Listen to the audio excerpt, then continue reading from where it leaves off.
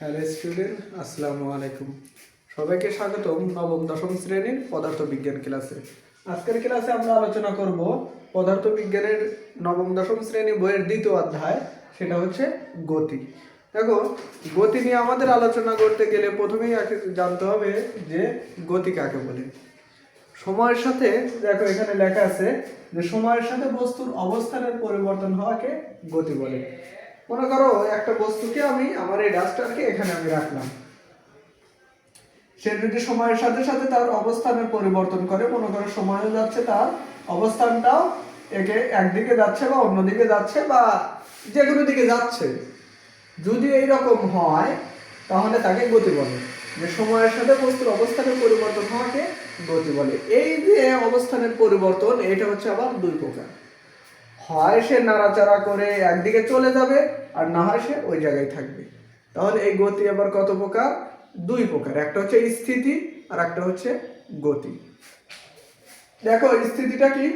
যে সময়ের সাথে যদি বস্তুর অবস্থানের পরিবর্তন না হয় তাকে স্থিতি বলে। মনে করো আমি যদি এই বস্তুটাকে এখানে রেখে দিই, তাহলে সে যদি সারা জীবন এখানেই থাকে, যদি অবস্থানের পরিবর্তন না করে, তাহলে তাকে স্থিতি বলে। ঠিক আছে?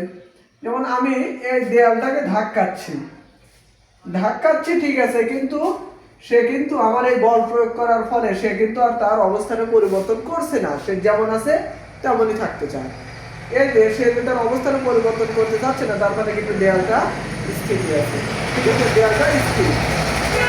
তারপরে হচ্ছে গতি, ওটা হচ্ছে স্থিতি। যে বস্তুটা স্থির থাকতে চায় তাকে সময়ের সাথে যদি অবস্থানের পরিবর্তন না হয় তাহলে তাকে স্থিতি বলে। ঠিক আছে, যেমন মনে করে এটা এমন আছে, এমনই থাকতে চায়, তাকে বল না প্রয়োগ করলে সে কোথাও যাবে না, তার মানে সেটা হচ্ছে স্থিতি। আর গতিটা কি? সময়ের সাথে যদি বস্তুর অবস্থানের পরিবর্তন হওয়াকে গতি বলে। তুমি যদি একটা বস্তু এখানে আছে, সময়ও পার হচ্ছে, সেও যে কোনো একদিকে ছুটে চলছে, তাহলে সময়ও যাচ্ছে, তার অবস্থান ছিল এইখানে, এইখান থেকে সে এইখানে গেছে, তাহলে সময়ও যাচ্ছে, তার অবস্থানেরও পরিবর্তন হচ্ছে। এরূপ অবস্থাকে বলা হয় গতি। তাহলে সময়ের সাথে যদি বস্তুর অবস্থানের পরিবর্তন না হতো তখন সেটাকে আমরা বলছি স্থিতি, আর এখন সময়ের সাথে বস্তুর অবস্থানের পরিবর্তন হয়েছে, এটাকে বলি আমরা গতি। দেখো, এই যে গতি, এই গতিটা আবার কয়েকটা টাইপ আছে। সে কি কি টাইপ?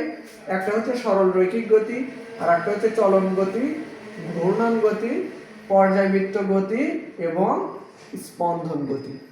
ঠিক আছে, তাহলে আমরা পরবর্তী ক্লাসে এই পাঁচটা বিষয় নিয়ে আলোচনা করব। কি কি বিষয়? দেখো, সরল রৈখিক গতি, চলন গতি, ঘূর্ণন গতি, পর্যায়বৃত্ত গতি এবং স্পন্দন গতি। পরবর্তী ক্লাসে আমরা এই গতির প্রত্যেকটা গতি আলাদা আলাদাভাবে আলোচনা করব এবং কোনটা কোন গতি সেগুলো আমরা একদম ক্লিয়ার করে দেব।